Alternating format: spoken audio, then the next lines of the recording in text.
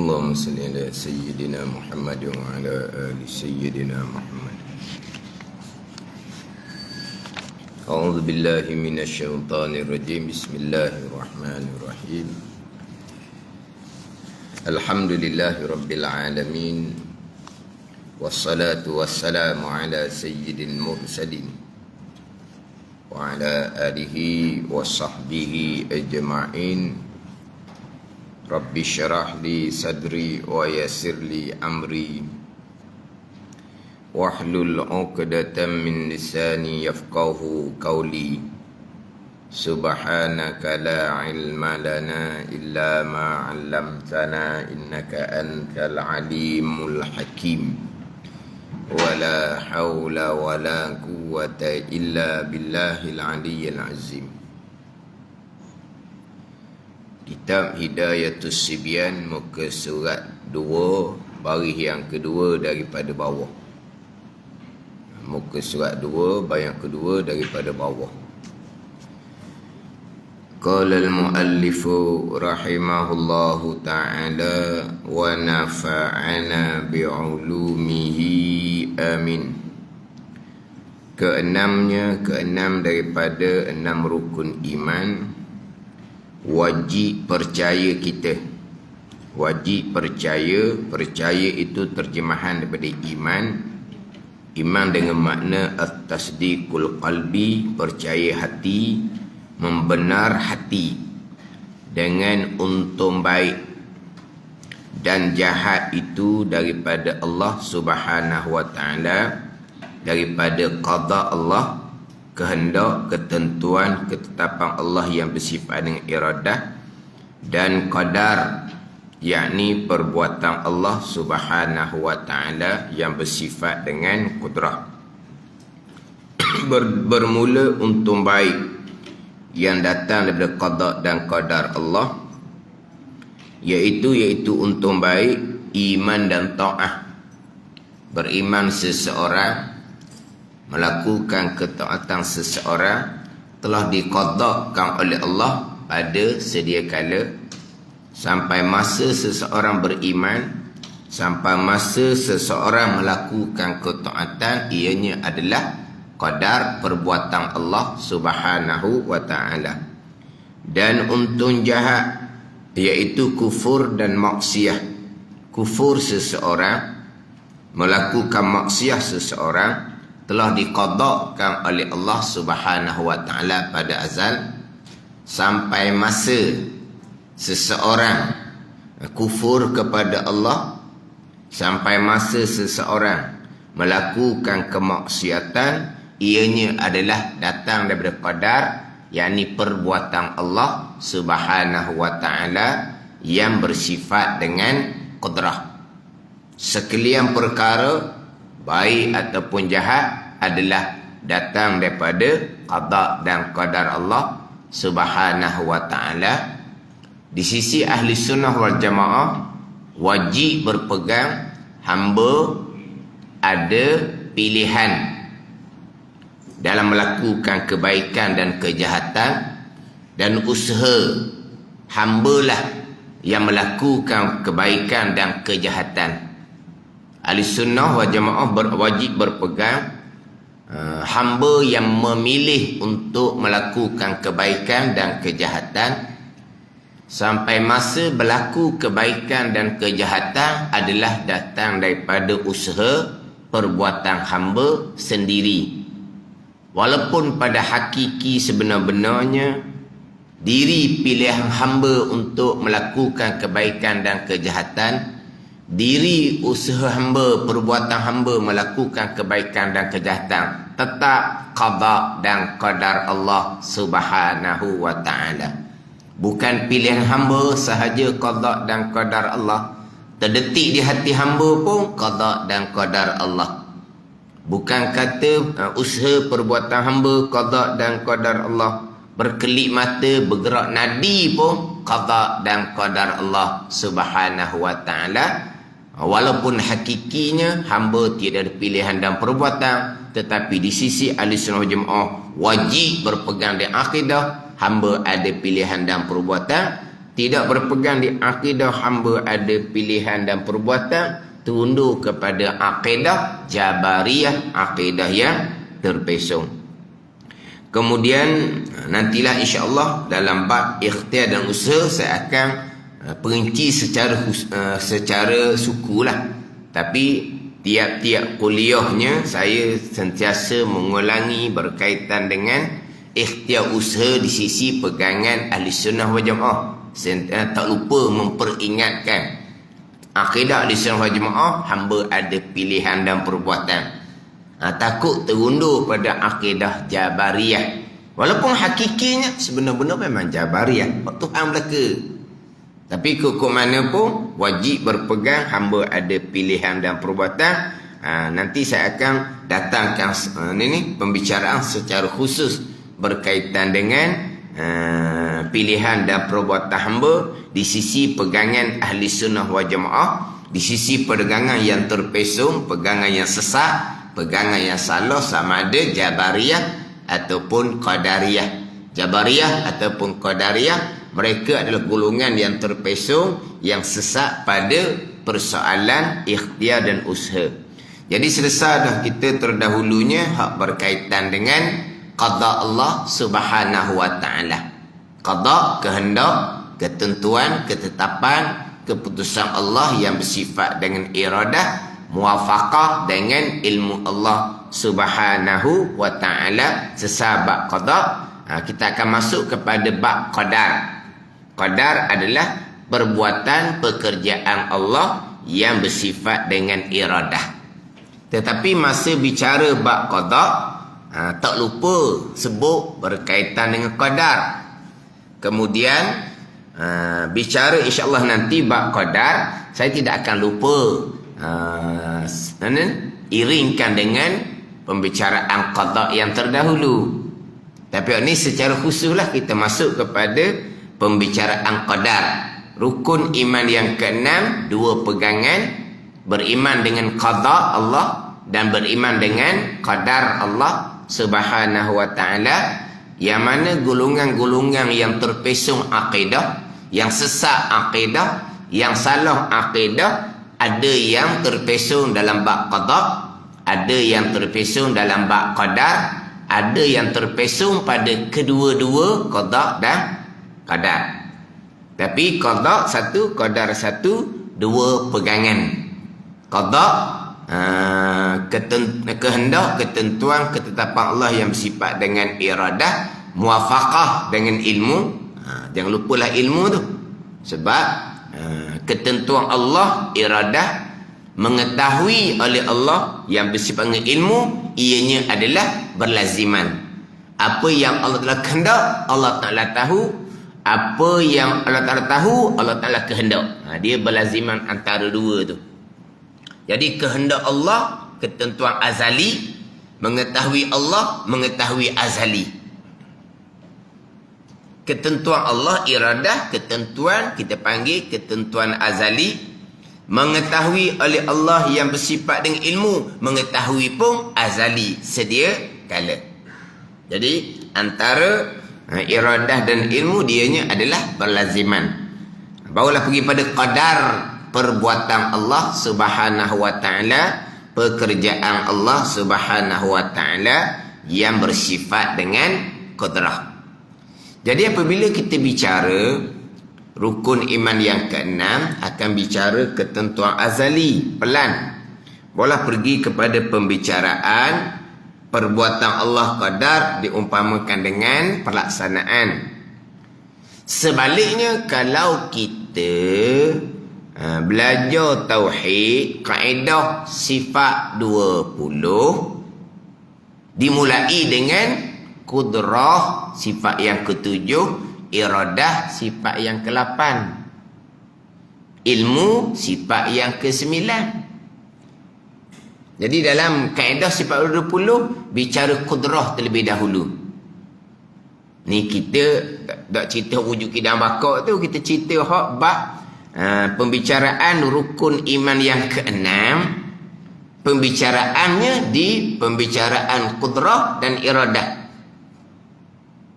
Pembicaraan rukun iman yang keenam adalah di pembicaraan qudrah dan iradah. Dia dalam contohnya kitab Faridatul Faraid, perincian lengkap ke-6 rukun iman. Perincian lengkap ke-6 rukun iman dalam kitab Faridatul Faraid. Dalam setengah-setengah kitab tauhid, dia hanya membicarakan aqaidul iman yang 50. Sifat yang wajib bagi Allah dan Rasul, sifat yang mustahil bagi Allah dan Rasul, sifat yang harus bagi Allah dan Rasul. 50 aqaidul iman. Tu kita maklum dah 50 tu. Sifat yang wajib bagi Allah 20, yang mustahil 20, sifat harus 41. Sifat yang wajib bagi Rasul 4, sifat mustahil bagi Rasul 4, sifat harus bagi Rasul 1, jadi 9. 41 campur 9, 50. Aqaidul iman, simpulan iman yang 50. Aqaidul iman, aqidah. Aqidah nama apa? Simpulan. Pada simpulan, bukan si pulang. Si pulang tu, pulang bin pulang tu. Mana si pulang tu? Tu bukan ni. Simpulan. Mana simpulan? Pada sipu, ikat mati. Tu sipu tau. Sipu ni ikat mati. Jadi hak aqaidul iman ni kira-kira ikat mati di akidah. Tak gerak dah. Itu simpulan iman.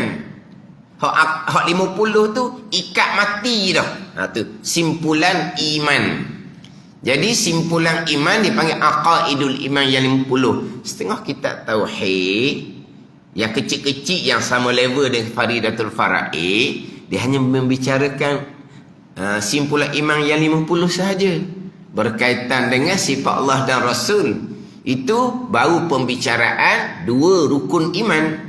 Beriman dengan Allah, beriman dengan Rasul.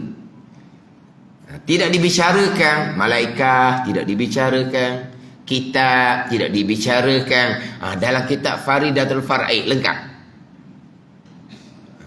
Habis bicara aqaidul iman yang 50, selesai sifat Allah, sifat Rasul, dia pergi pada pembicaraan istighna dan iftikar. Beres selesai istighna iftikar, masuk bicara malaikat. Panjang cerita malaikat apa semua. Habis disusuli dengan cerita kitab, panjang cerita bab kitab. Dan kitab Faridatul Faraid. Ni kitab nombor 1 lah. Kalau ranking sama ni, ranking yang sama, bukan ranking, kitab yang sama level tu, kitab kecil itu, hak ranking nombor 1 Faridatul Faraid. Habis bicara kitab, dia pun bicara berkaitan dengan hari akhirah.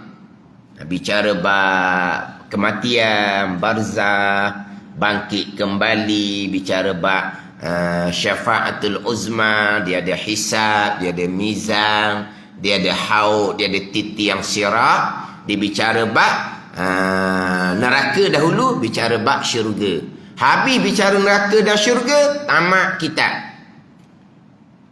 Tetapi bicara bab syurga dan neraka, itu rukun iman yang kelima. Tak habis lagi. Rukun yang keenam duduk di mana? Aqaidul iman yang 50 itu Allah dan Rasul. Bicara malaikat, bicara kitab, bicara hari akhirah. Last kali bicara hari akhirah adalah syurga dan neraka. Tamat kitab. Baru 5. Yang keenamnya mana? Qada dan qadar. Qada dan qadar duduk dibicara aqaidul iman yang 50, dibicara qudrah dan iradah. Jadi kalau gitu, hak rukun iman yang keenam tu sudah masuk di beriman dengan Allah yang bersifat dan qudrah dan iradah. Iyalah. Ada ni. Bicara hak rukun yang keenam ni adalah bicara di beriman dengan Allah Subhanahu wa ta'ala. Dia masuk dah di beriman dengan Allah Subhanahu wa ta'ala. Aqaidul iman yang 50 20 sifat yang wajib bagi Allah. Di dalam tu kudrah dan iradah. Di kudrah iradah lah bicara hak rukun iman yang ke-6. Jadi kalau gitu kok, rukun iman yang ke-6 sudah masuk di rukun iman yang pertama. Betul lah. Rukun iman yang ke-6 sudah masuk di rukun iman yang pertama. Tetapi kenapa diasingkan qada dan qadar, rukun yang ke-6 diasingkan daripada rukun yang pertama, beriman dengan Allah yang bersifat dengan kudrah, yang bersifat dengan iradah. Ni mana apa ni? Penekanan hak berkaitan dengan qada dan qadar Allah Subhanahu wa taala. Walaupun rukun yang ke-6 sudah masuk di rukun iman yang pertama, beriman dengan Allah yang bersifat dengan kudrah dan iradah. Mana kalau nak banyak lagi kok, beriman dengan Allah yang mendengar dan melihat. Tak payah dah. Rukun yang pertama kan cerita bab samak basar. Dah sama juga. Beriman dengan Allah yang mengqadakkan, yang mengqadarkan. Sama je sebenarnya. Tapi dak ni. Hak qada dan qadar ini memang kena bicara asing. Sebab di sinilah hak paling banyak terpesong. Tapi nak ceritanya, beriman dengan Allah Subhanahu wa taala sudah masuk di rukun iman yang pertama. Dia beriman dengan qada dan qadar, rukun yang ke-6 sudah masuk di bawah beriman dengan Allah Subhanahu wa taala, rukun iman yang pertama.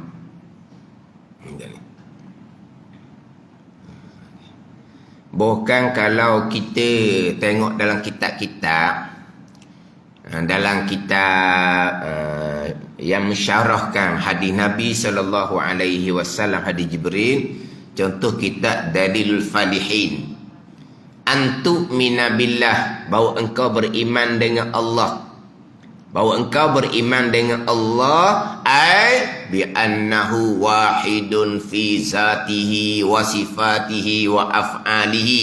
Lepas tu panjang lagi huraian dia. Beriman dengan Allah dengan bahawa engkau beriman bahawa Allah Ta'ala esa pada zat, esa pada sifat, esa pada perbuatan. Semua yang berlaku adalah perbuatan Allah Subhanahu wa ta'ala. Tu qadar. Semua yang berlaku adalah perbuatan Allah. Allah perbuat begitu saja. Allah perbuat sebagaimana yang Allah qadakkan pada azal. Di rukun iman yang pertama. Tapi diletak asingkan. Rukun yang ke-6 qada dan qadar. Ini nak ceritanya bahawa bab qada qadar ni kena ambil molek, kena mati molek hak rukun iman yang ke-6. Kemudian dalam pembicaraan hak sifat 20, kita bicara rukun iman yang ke-6, kita akan bicara qada azali. Walau kita bicara qadar perbuatan Allah yang bersifat dengan kudrah. Sebaliknya kalau kita kalau kita ikut kaedah sifat 20, dia akan mulai dengan kudrah sifat yang ke-7, iradah sifat yang ke-8. Jadi dalam kaedah sifat 20 dimulai dengan perbuatan Allah yang bersifat dengan kudrah. Barulah Allah perbuat sebagaimana qada iradah Allah pada azal, sifat yang ke-8 sifat iradah. Tetapi kenapa dimulai dengan kudrah? Sebab yang zahir depan mata kita adalah asar kesan daripada kudrah Allah Subhanahu wa ta'ala. Ni hak berlaku depan mata kita ni. Inilah perbuatan Allah Subhanahu wa ta'ala yang bersifat dengan kudrah. Adapun qada azali, kehendak ketentuan Allah pada azal, hak tu malaikat pun tak tahu hak tu. Hanya Allah yang mengetahui, itu gaib. Jadi yang nampak depan mata kita adalah ni yang sedang berlaku ni. Gerak diam kita, hidup kita, nampak kita, dengar kita, bernafas kita. Perbuatan siapa? Itulah perbuatan Allah yang bersifat dengan kudrah. Ini pegangan kita. Diingatan hati kita, gerak diam kita, hidup kita lah. Nampak biji mata, cermin mata lah nampaknya. Dengar kerana telinga comel. Pada ni. Lepas tu boleh bernafas sebab udara ada. Maknanya zahir perbuatan kita, ingatan hati pun perbuatan kita. Tapi pegangan kita tetap dah. Semua yang berlaku tu perbuatan Allah yang bersifat dengan kudrah. Itu pegangan kita.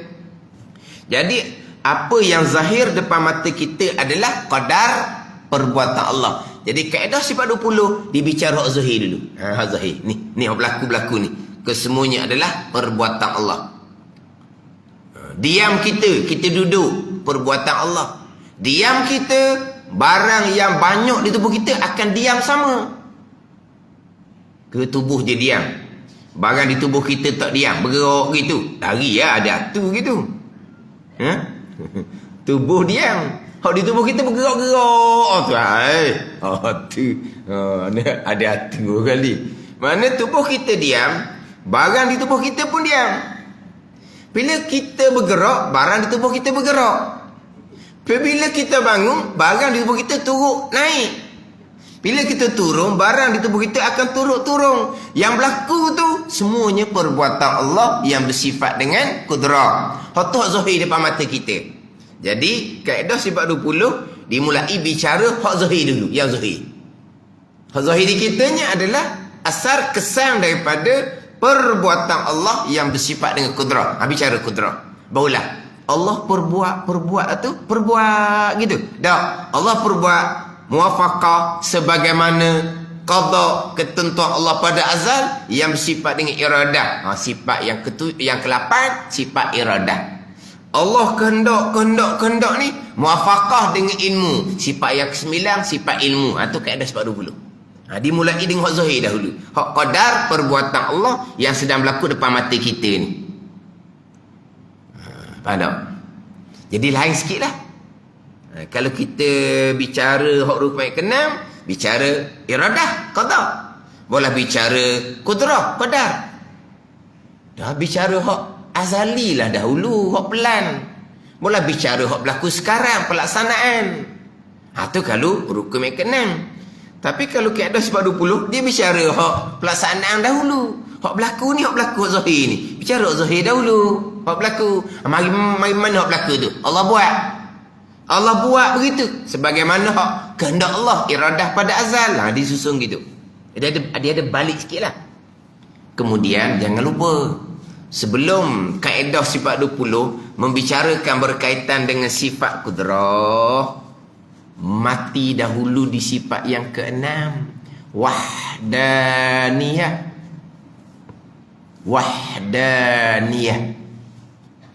keesaan Allah Subhanahu wa ta'ala pada zat, keesaan Allah Subhanahu wa ta'ala pada sifat dan juga pada perbuatan. Tu wahdaniyah tu, sifat yang ke-6. Yang mana walaupun sifat wahdaniyah susunan kaedah sifat 20 diletak yang ke-6, tetapi asas kita mengenal Allah Subhanahu wa ta'ala, beriman dengan Allah Subhanahu wa ta'ala, mari daripada zahirnya asyhadu an la ilaha illallah. Itu bahagian Islam. Boleh kita pergi kepada beriman dengan Allah yang kita syahadahkan bahawa tiada Tuhan melainkan Allah. Baru bicara bab iman, bicara bab sifat-sifat kesempurnaan bagi Allah Subhanahu wa ta'ala. Jadi bicara bab iman, dia datang daripada zahirnya adalah dua kalimah syahadah. Syahadah yang pertama, asyhadu an la ilaha illallah. Kita faham apa makna dia? Tiada Tuhan melainkan Allah, nafi dan isbat. Tiada Tuhan yang berhak disembah melainkan Allah. Dengan makna Allah jua Tuhan yang sebenar. Allah jua Tuhan yang berhak disembah. Bukan begitu? Allah jua tu adalah wahdaniyah. Allah jua itulah wahdaniyah. Sebab itulah la ilaha illallah dipanggil dengan nama kalimatut tauhid. Kalimatut tauhid, kalimah mengesakan akan Allah Subhanahu wa taala. Jadi asyhadu an la ilaha illallah, penyaksian atas keesaan Allah Subhanahu wa taala. Keesaan Allah tu wahdaniyah. Tetapi kenapa apabila pergi kepada pembicaraan sifat Allah, beriman dengan Allah yang bersifat dengan sifat kesempurnaan, dibina atas asasnya keesaan wahdaniyah, tetapi kenapa sifat wahdaniyah diletak sifat yang diletak sifat yang keenam? Diletak sifat yang keenam tu ada dia punya hikmah dia lah. Ada dia punya hikmah dia. Kenapakah diletak sifat yang keenam walaupun asas pembicaraan sifat Allah adalah keesaan? Asasnya adalah keesaan. Yelah, nak bicara sifat Allah yang esa pun bicara ada terlebih dahulu. Gitulah. Sebab sifat Allah tak ada nombor. Nombor 1, nombor 2, nombor 3 tak ada. Tapi hak letak 1, 2, 3 tu kalau tak susun boleh sebut ke tak? Tak boleh sebut lah. Bukan kata 20. Dua sifat. Kalau tak susun yang pertama, yang kedua, boleh sebut tak dua? Tak boleh sebut dua seretak. Tulis pun tak boleh, sebut pun tak boleh. Kena 1 dulu, yang kedua pula. Walaupun 2 pun tak boleh, kena susun juga. Ni 20 pula memang kena susun.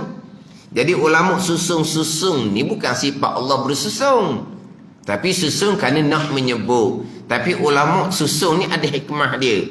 Jadi nak bicara bab sifat Allah, bicara bab Allah ada. Tapi ada Allah ada yang esa. Sebab dibina atas keesaan. Allah Tuhan yang wujud yang ada, tapi Allah esa. Allah Tuhan yang esa, tidak ada Tuhan yang lain. Pastilah Allah Tuhan yang esa ni tidak diadakan. Sebab nak diadakan macam mana, tak ada Tuhan yang lain. Bila Allah Tuhan yang esa, pasti ada Allah tidak diadakan dengan bahawa ada Allah ada sedia kala, sesuai dengan sifat kidam. Jadi wujud Allah wujud yang sedia kala. Sebab apa? Sebab Allah esa. Kalau Allah yang esa, adanya ada permulaan, asalnya tak ada. Nak ada Allah macam mana? Hanya Allah jua Tuhan. Jadi apabila hanya Allah jua Tuhan, ada Allah, ada yang kidam sedia kala. Sebab apa? Sebab esa. Ini. Jadi asalnya keesaan. Cuma kita nak pergi tadi, bila letak yang kena keesaan wahdaniyah. Wahdaniyah tu, keesaan pada zat, keesaan pada sifat, keesaan pada perbuatan. Keesaan pada zat, keesaan pada sifat, keesaan pada perbuatan. Ni kalau mengaji kan ada sebab ada puluh sampai dibicara keesaan ni memang kena fokus molek. Dipecah 3 keesaan tu yang kita dah baca semua lepas semayang. Jangan lupa kita dah baca 10 kali lepas semayang tu. La ilaha illallah wahdahu la syarikalah. Lepas tu di hujung wa huwa ala kulli syai'in qadir. 10 kali. La ilaha illallah, tiada Tuhan yang berhak disembah melainkan Allah. Apa makna dia? Esa. Wahdahu. Apa makna wahdahu? Hal keadaan Allah esa. La syarikalah, tiada sekutu bagi Allah. Mana apa? Esa. Bukan gitu makna dia. La ilaha illallah, tiada Tuhan yang berhak disembah melainkan Allah. Allah jua Tuhan esa. Wahdahu, hal keadaan Allah esa. 2 dah. La syarikalah, tiada sekutu bagi Allah. Mana apa? Tiada sekutu bagi Allah. Esa lah. Berapa kali esa? 3 no. Itulah isyarat kepada keesaan pada zat, pada sifat dan pada perbuatan. Tu 3 keesaan. Di hujungnya wa huwa ala kulli syai'in qadir, dan Allah atas tiap sesuatu amat kuasa. Dengan bahawa semua yang berlaku ni datang daripada kekuasaan Allah. Itulah keesaan pada perbuatan. Keesaan pada perbuatan, Allah Ta'ala lah yang amat kuasa atas tiap sesuatu. Allah mana yang amat kuasa ni? Allah yang bersifat dengan kudrah. Jadi la ilaha illallah wahdahu la syarikalah tu. Wahdaniyah pada zat, wahdaniyah pada sifat, wahdaniyah pada perbuatan. Wa huwa ala kulli syai'in qadir. Dan ia Allah atas sesuatu amat kuasa. Allah mana yang amat kuasa ni? Allah yang sifat dengan kudrah. Sifat yang ketujuh, sifat kudrah. Tu ada sifat 20. Jadi dibina atas permulaannya keesaan pada zat, pada sifat, keesaan pada perbuatan. Semua perbuatan Allah. Sebab Allah yang amat kuasa atas tiap sesuatu. Allah mana yang amat kuasa ni? Allah yang bersifat dengan kudrah, yang melakukan segala-gala perkara. Dengan Allah jualah khalik. Makhluk tidak ada sebarang peranan sedikit pun. Yang sedang berlaku ni, kesemuanya adalah perbuatan Allah Subhanahu wa ta'ala. Ni hak zahir, hak berlaku ni. Allah perbuat muafaqah dengan iradah. Tu kaedah sebab 20. Kita rukun yang ke-6, kita bicara iradah dahulu kata. Bila bicara kudrah, qadar perbuatan Allah tu huraian kita sekarang hak rukun iman yang ke-6. Jadi keesaan pecah pada 3 ni. Keesaan pada zat keluar 2 makna. Keesaan pada sifat keluar 2 makna. Keesaan pada perbuatan keluar 2 makna. Berarti 6 keesaan. Bila 6 keesaan ternapi, tertolak. Dok ni hak lawan dia. Bila ada 6 keesaan yang kita berpegang di akidah, maka ternapi, tertolak, doklah lawan kepada 6 keesaan. Apa lawan pada 6 keesaan itu?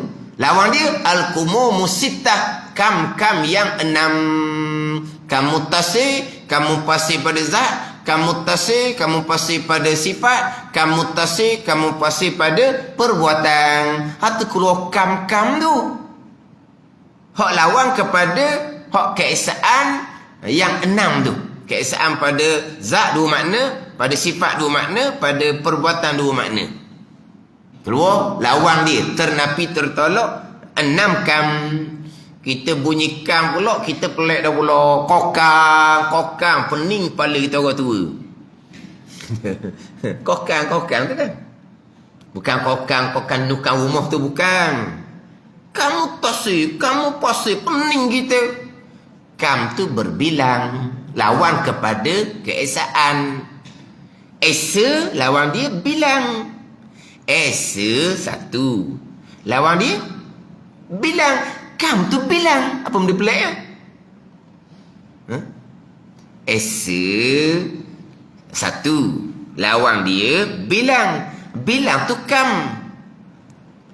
Ada hak bilang yang muttasil, ada bilang yang munfasil. Oh, muttasil, munfasil, pening pula. Pening apanya? Tak bisa dengar muttasil, munfasil. Kita bisa dengar kan? Ma wajib muttasil, ma jaih munfasil. Tak bisa dengar? Oh, tu kita pandai lah tu. Dah. Apa makna ma wajib muttasil? Apa makna ma jaih munfasil? Tapi kita tak perlu makna, tapi kita faham. Mak wajib muttasil begiang, mak jaih munfasil begiang. Walaupun kita tak pergi pada makna dah apa. Samalah kalau kita halusi. Hak kita ngaji molek hak dekat ada sebab 20 ni, mak ni kam muttasil pada zat. Kita faham. Kam munfasil pada zat, hak mustahil kita faham. Sama dah juga. Mak wajib muttasil, dah hurah kita faham. Mak jaih munfasil. Kenapa tak kata payung? Sebab kita melazimi ilmu tu. Tapi hak kamu tasih, kamu pasih, hak bicara sifat wahdah ni kita kurang bicara. Lepas tu kita jadi pening tu. Gini. Ni. Ambil faham sikit lah. Contoh. Ni. Panggil satu. Ada satu. Zat lah. Zat tangan ni satu. Zat tangan ni satu. Tapi sebenarnya bukan satu. Banyak. Ada jari, ada tapak, ada lengan, ada kulit, ada daging, ada tulang, ada urat. Satu gitu. Banyaklah ni. Tapi banyak ni duduk di satu tangan. Banyak dia panggil kam. Duduk di satu zat dia panggil muttasil, berhubung. Duduk di satu benda, satu tangan. Tapi berbilang, dia panggil apa ni? Berbilang juzuk, banyak bahagian. Tapi kita panggil satu lah tangan.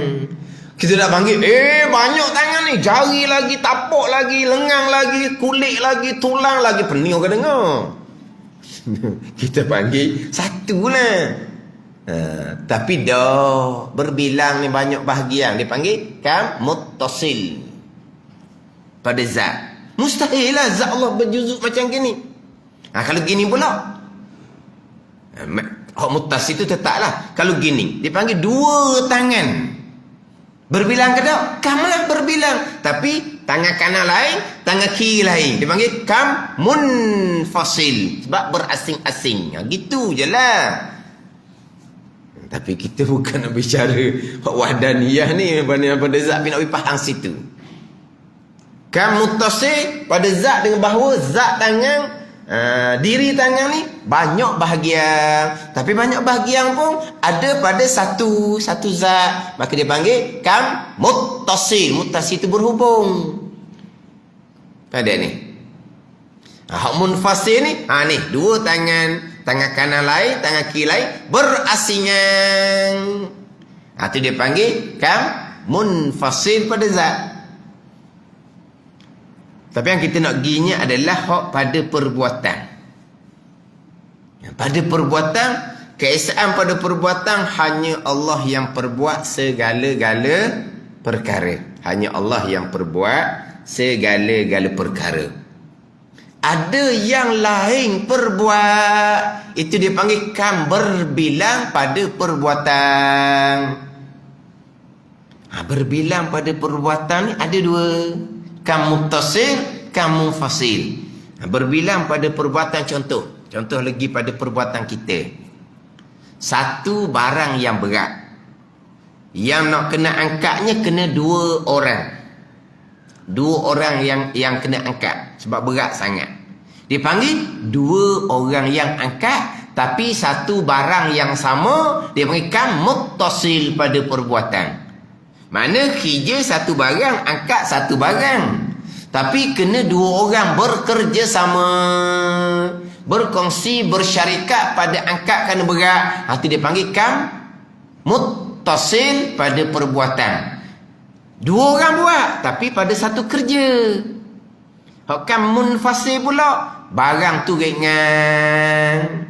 Kamu angkat bahagian kamu, kamu angkat bahagian kamu. Selesai kamu angkat, kamu boleh balik. Tapi kamu bahagian kamu bahagian kamu sebab barang tu ringan. Jadi maknanya dua orang yang perbuat tapi kerja infisal. Suku-suku mu kerja mu kerja mu. Itu dipanggil kam munfasil pada perbuatan. Ini kalau kita ingin nampak bahagian perbuatan kita. Jadi hak mustahil kam muttasil pada perbuatan. Ini hak Allah Ta'ala-nya. Allah perbuat satu perkara berkongsi, bekerjasama dengan perbuatan makhluk. Itu mustahil sama sekali. Allah buat juga satu perbuatan, tapi bukan Allah esa yang buat. Allah buat berkongsi, bekerjasama dengan perbuatan makhluk. Itu mensyirikkan Allah pada perbuatan. Makna tanpa ada makhluk Allah tak boleh perbuat. Tapi tanpa ada Allah, makhluk pun tak boleh perbuat. Maka Allah dengan makhluk berkongsi pada perbuatan. Itu dipanggil apa? Kam muttasil pada perbuatan. Hak munfasilnya macam mana? Allah perbuatan Allah, makhluk perbuatan makhluk. Allah kerja dia buat langit, kerja dia buat bumi. Itu kerja Allah. Hak bawah-bawah ni tak ada kaitan pun dengan kerja Allah. Kerja makhluk semata-mata tu kan munfasil. Tu semua tu akidah-akidah yang terpesong belaka, terkeluar daripada asas agama adalah wahdaniyah, keesaan. Jadi keesaan pada perbuatan yang perbuat hanya Allah Subhanahu wa taala, tanpa ada kerjasama, tanpa ada berkongsi dengan perbuatan makhluk. Sama telah pula tidak ada satu perbuatan pun yang makhluk buat sendiri-sendiri. Bersama perbuatan Allah dengan perbuatan makhluk pun tidak ada. Sama telah pula satu perbuatan makhluk ni suku-suku sakak langsung yang memang tidak berkait dengan perbuatan, lagilah tak ada sama sekali. Bukan kalau berpegang ada satu perbuatan yang berlaku yang secara infisal, suku sakak yang langsung tidak berkait dengan perbuatan Allah, makhluk semata-mata yang perbuat, kapi ijma' ulama, imam dia tidak sah, kekal neraka selama-lamanya. Walaupun pada zahirnya dia orang Islam, bersemayam, berpuasa, bila mati jenazahnya dimandikan, dikapankan, disembahyangkan, dikebumikan di perkuburan orang Islam sekalipun, tapi di sisi Allah ianya adalah orang kafir, kekal neraka selama-lamanya. Kalau berpegang ada satu perkara yang perbuatan makhluk secara infisal, secara suku-suku, tak ada kaitan langsung dengan perbuatan Allah, atau kafir ijma' ulama. Pisaulah semata-mata memutuskan tidak berkait dengan perbuatan, kafir ijma' ulama. Hak muttasil, hak bersama macam mana? Allah menjadikan tajam di pisau, tajam tu Allah dia letak. Sampai masa tajam tu yang berperanan pula memutuskan, bukan Allah dah. Tapi walaupun tajam pisau memutuskan, tapi tajam tu Allah yang letak. Jadi Allah separuh, tajam tu separuh. Ni muttasil dia panggil, ni khilaf pada kafir. Dia kita akan bicara nanti. Ini mensyirikkan Allah pada perbuatan. Kesemua perbuatan yang berlaku hanyalah perbuatan Allah Subhanahu wa taala. Allah mana yang perbuat? Allah yang bersifat dengan kudrah. Allah perbuat sebagaimana kehendak Allah pada azal. Allah yang bersifat dengan iradah. Kehendak Allah pada azal iradah muafaqah dengan ilmu Allah Subhanahu wa taala. Jadi kaedah sebab 20 wahdaniyah, kudrah, iradah, ilmu. Kemas tak ada apa. Itu kalau kaedah sebab 20. Kita pembicaraan rukun yang ke-6, kita akan bicara qada, iradah pula kita pindah pada bicara qadar. Jadi kita nak bicara sekarang ni bahawa berkaitan dengan qadar, perbuatan Allah Subhanahu wa taala yang bersifat dengan kudrah. Semua perbuatan yang berlaku adalah perbuatan Allah Subhanahu wa taala. Walaupun kita ahli sunnah wal jamaah wajib berpegang hamba ada pilihan dan perbuatan, tetapi diri pilihan dan perbuatan hamba tetap qada dan qadar Allah Subhanahu wa taala. Wallahu a'lam.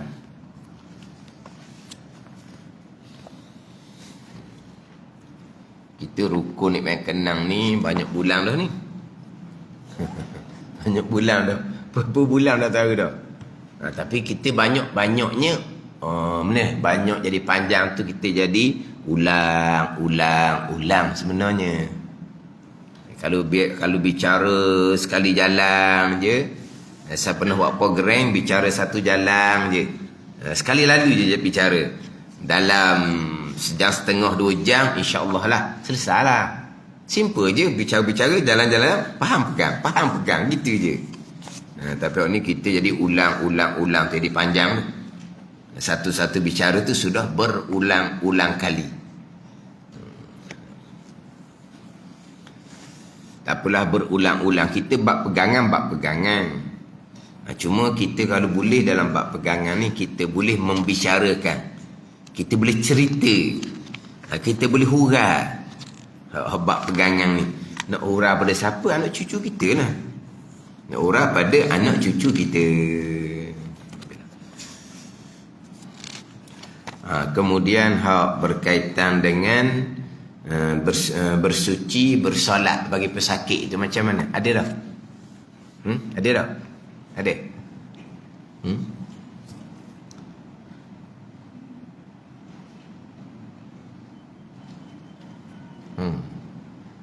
perempuan nampak, ada juga orang lelaki nampak. Ada orang lelaki. Ya. Tak pandai langsung ke hak internet apa panggil tu? Tak pandai. Pandai tu. Ada? Ada dah.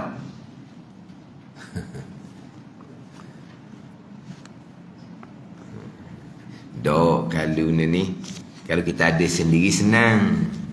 Kalau dengar saja tu, tapi tak apalah, kita otak geliga. Otak geliga. Sekali dengar lekat lalu dah. Dia kalau otak geliga sekali dengar lekat ni dia panggil kemucuk. Tak ada kemucuk. Tak ada kemucuk. Kemucuk kan lalu lekat. Tak payah banyak-banyak bicara. Ada tuan guru yang memang cerdik, maka dia panggil kemucuk lah. Apa kemucuk? Kita lalu tu kan lekat kan. Dia dengar tu dia ngajar. Dia dengar je.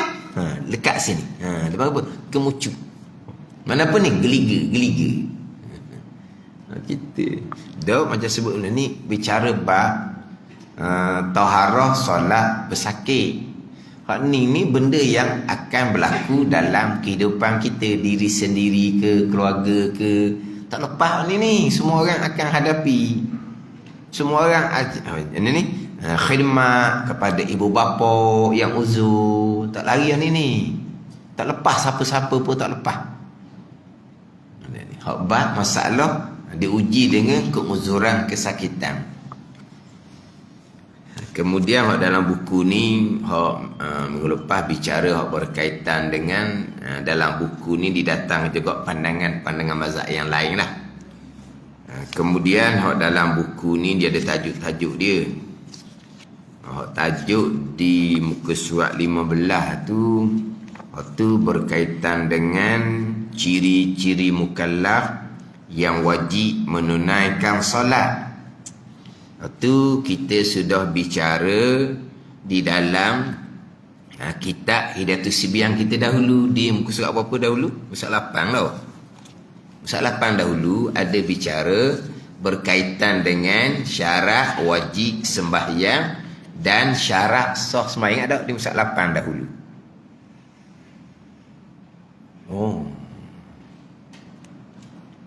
Hak ni hak di tahsin tau. Di Majlis Besar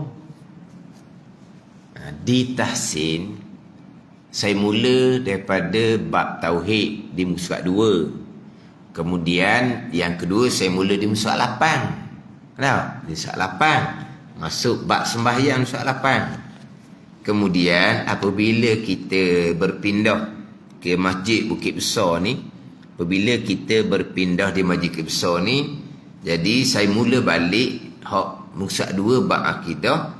Kemudian dalam yang kedua ni saya mula di pembicaraan rukun sembahyang tau.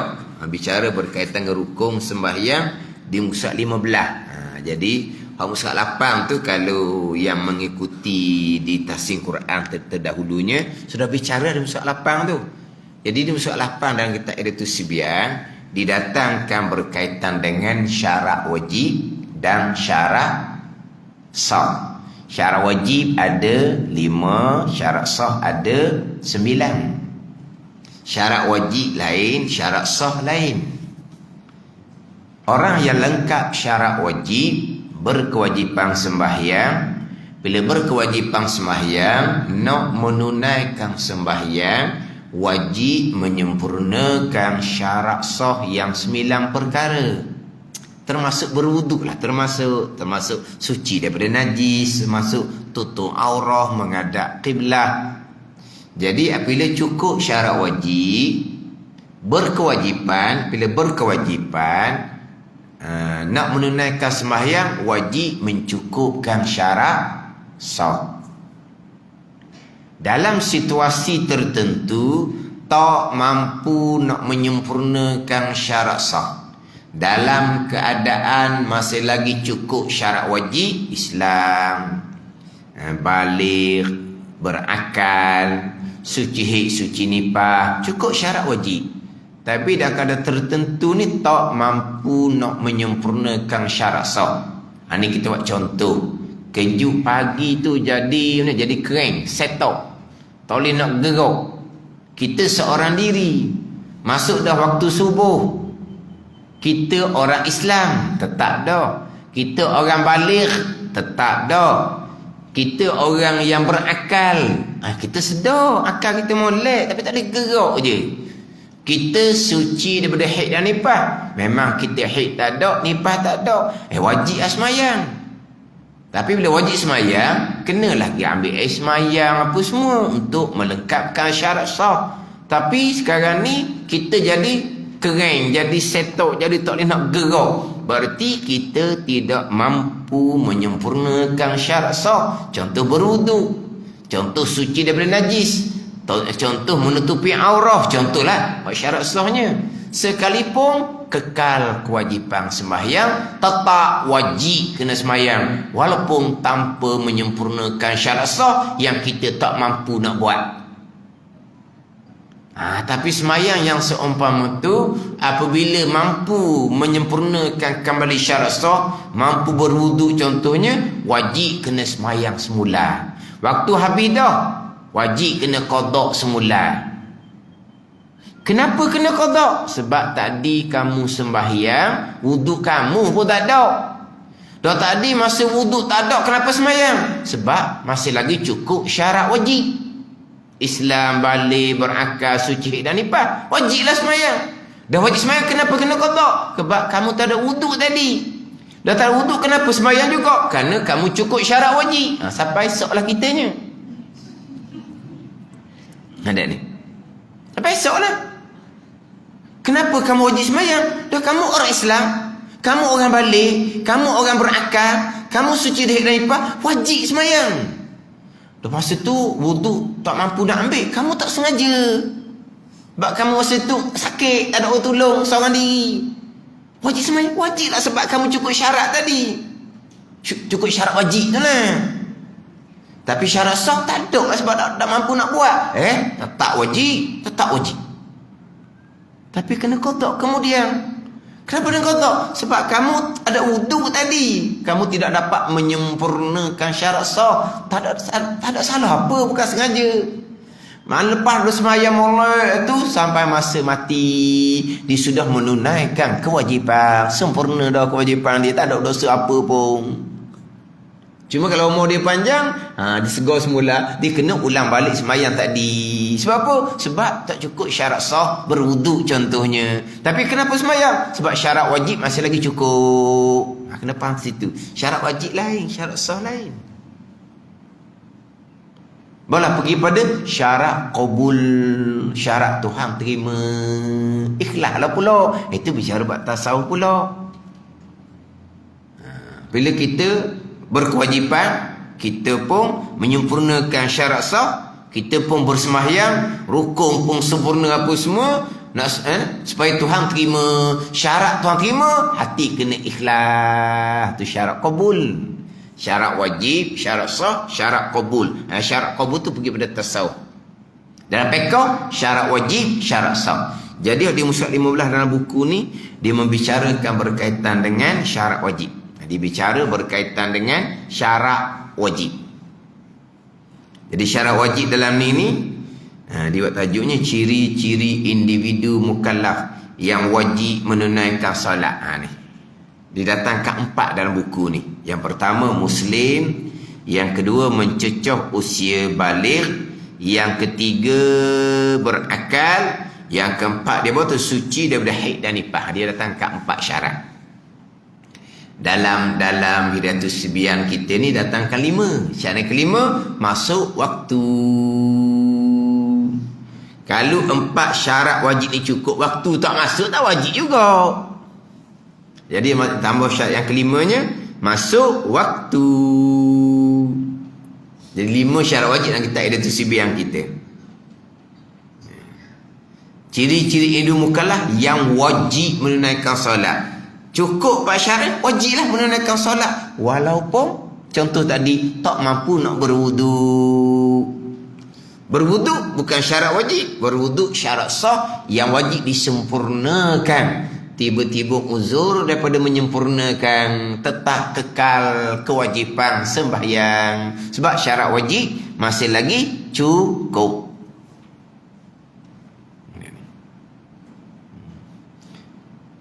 Jadi ni kisah lama lah, kisah lama. Jadi orang puan ni dia apa kan? Sukarelawati. Ada kalau orang puan, lelaki sukarelawan. Ada. Orang puan sukarelawati. Jadi dia ni pergi khidmat di hospital. Dia khidmat di hospital. Bukan bergaji ni tak ada ni. Dia sukarelawan. Mana? Sukarela. Sukarela lah, tolong. Jadi dia ni cerita lama dah, sekarang ni ada kedok dah tahu lah. Jadi dia ni tolong pesakit yang nak semayang. Dia tolong pesakit yang nak semayang. Jadi bahagian pesakit puan belakang ni dia pun tolong. Dia tolong adalah seorang budak perempuan remaja lah, dalam 20-an gitulah. Dia minta lah ni kalau kita panggil kak lah, kalau tak mau cik pun kak, mana orang-orang umur dalam 50 dah lah maknanya. Pun tolonglah budak ni umur 20-an, budak puan nak semayang. Dia pun tolonglah setakat-setakat yang mampulah. Sebab dia terlantar ni nak basuh najis tak boleh bagi bilik air. Doktor tidak benarkan. Nak basuh situ tak boleh nak buat. Maka dia buatlah kodok-kodok. Dalam keadaan najis tak mampu disucikan. Sebab bukan tak mau buat, tapi tak ada upaya nak buat. Minggu lepas kita cerita dah. Bab najis tak apalah, kita boleh taklid, boleh turut pandangan mazhab Maliki. Suci daripada najis bukan syarat untuk sah semayang, sunat sahaja. Kalau semayang serta dengan najis, sah semayang, tapi kamu tak ada pahala sunat. Kalau semayang serta suci daripada najis, semayang tu pahala wajib, suci daripada najis pahala sunat. Ni kalau mazhab Maliki. Kita dalam mazhab Syafi'i, suci daripada najis tu syarat sah tu wajib kena buat. Badan ni. Tapi tak apalah, sebab dalam keadaan tak mampu nak membersihkan najis, kau nak pakai mazhab Syafi'i tetap wajib semayang, tapi kemudian bersegor kena qada balik. Sebab kamu semayang terdahulu dalam keadaan najis, kamu tidak suci kan, sebab kamu tak upaya, kamu tak bersalah masa tu. Tapi bila kemudian mampu disucikan najis, kena qada balik kalau pakai mazhab Syafi'i. Kalau pakai mazhab Maliki tak apalah, pakai mazhab Maliki sudahlah. Dari semayang tu tak payah qada dah, sebab suci dan najis bukan syarat untuk sah semayang pun mazhab Maliki. Tu terpulanglah nak kekalkan mazhab Syafi'i, qada kemudian. Nak pakai mazhab Maliki tak payah qada kemudian. Tapi saat najis ada di tubuh yang tak mampu disucikan, kekal kewajipan semayang sama ada mazhab Syafi'i ataupun mazhab Maliki. Hak penting semayang dulu. Hak najis yang ada di tubuh tak mampu disucikan, bukan sengaja pun, tak berdosa dah kitanya. Tapi cuma persoalannya semayang tu kemudian bila segar wajib kena qada ke tak payah. Kalau mazhab Syafi'i kena qada semula lah. Kalau mazhab Maliki tak payah dah, beres dah. Ada ni. Jadi semayanglah. Marilah mak dia kemudian. Apa ni semayang-semayang ni? Kecing beladung weh. Tak wajib dah semayang kecing beladung. Dia tu tak wajib semayang sebab kecing beladung. Mari mak dia pula. Yang sukarelawati ni tolong kan anak dia minta. Anak dia minta. Jadi hak tolong ni pun tengok juga pak dia tak ada tenaga mana. Hak mana nak dia tolong, hak mana buat buat senyap tu biar ke dia lah. Sebab dia pun bukan banyak kaki tangan sangat. Dia tolong sekadar-sekadar mampu dia je. Dia tolong orang lain, tiba budak perempuan ni nak semayang juga. Dia minta lah sukarelawati tu tolong. Orang lain tengok pun tak klik-klik je, tak mau semayang pun. Dia tak mau semayang orang lain. Ni dia hanya tolong orang nak semayang je. Dia tak mau semayang. Alasannya apa? Orang kebanyakan ni alasan yang sangat salah. Alasan yang sangat salah. Tak apalah, nanti segar saya qada. Sangat-sangat salah. Ada ni. Nak semayang kedak ni. Tak apa. Muka sakit sekarang duduk hospital payung. Tak apalah, nanti saya balik rumah saya qada . Sebab apa? Sebab umur dia panjang. Dia lambat lagi nak mati. Dia ada janjian dah dengan Israel. Israel dia tahu dah dia bila nak ambil nyawa dia. Nanti nak qada. Tapi ketika tu dia tinggal sembahyang dalam keadaan syarat wajib masih lagi cukup. Dosa yang amat besar. Sebab dia orang Islam, dia orang balik, dia orang berakal, dia suci dah haid dan nifas, maka dia wajib sembahyang. Oleh kerana dia kata dia ada najis, dia susah, dia sakit, dia pun tinggal sembahyang nak qada kemudian. Apa hukum masuk waktu cukup syarat wajib dengan sengaja-sengaja meninggalkan kewajipan sembahyang, dosa yang amat besar. Satu waktu nama sudah tercatat di pintu neraka. Mazhab Hambali satu waktu ditinggalkan, kafir lalu dah. Itu mazhab Hambali. Pakai sahih hadis Nabi, man taraka salata muta'ammidan faqad kafara jihara. Nabi kata, sesiapa yang meninggalkan sebenarnya sengaja, maka kafir terang-terang. Mazhab Hambali kafir agama. Mazhab Syafi'i kafir nikmat, orang Islam lagi. Itu mazhab Syafi'i. Kafir nikmat, mu tinggal semayang ni. Nabi kata tinggal semayang dengan sengaja. Kafir lalu dah, kafir agama. Mazhab Syafi'i kafir nikmat, orang Islam lagi, Islam tak batal. Tinggal semayang dengan sengaja. Hak kafir agama mazhab Hambali ni tinggal semayang dengan sengaja, termasuk pada masa sakit. Sengaja, kafir lalu dah mazhab Hambali. Mati jenazah orang tu, jenazah orang kafir, haram dimandikan, haram dikapankan, haram disembahyangkan, haram ditanam di kuburan orang Islam. Kambuhlah mana-mana pun, jauhi busuk je. Itu mazhab Hambali. Mazhab Syafi'i kita kekal ianya orang Islam, mati jenazahnya diuruskan sebagaimana orang Islam lah. Tinggal sembahyang dengan sengaja. Alasannya nanti saya nak qada. Salah sangat-sangat fahaman seumpama tu. Tapi orang ni banyak ni dah hospital gini kan. Kita qada dia kata. Sebab kalau sembahyang setengah najis, nanti balik kena qada juga. Tu mazhab Syafi'i. Mazhab Maliki qada dah. Sekalipun kamu kena qada sembahyang, tapi kamu sudah tidak berdosa.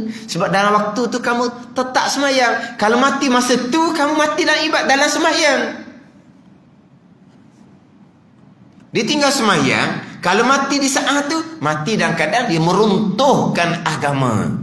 As-salah imaduddin, Nabi kata.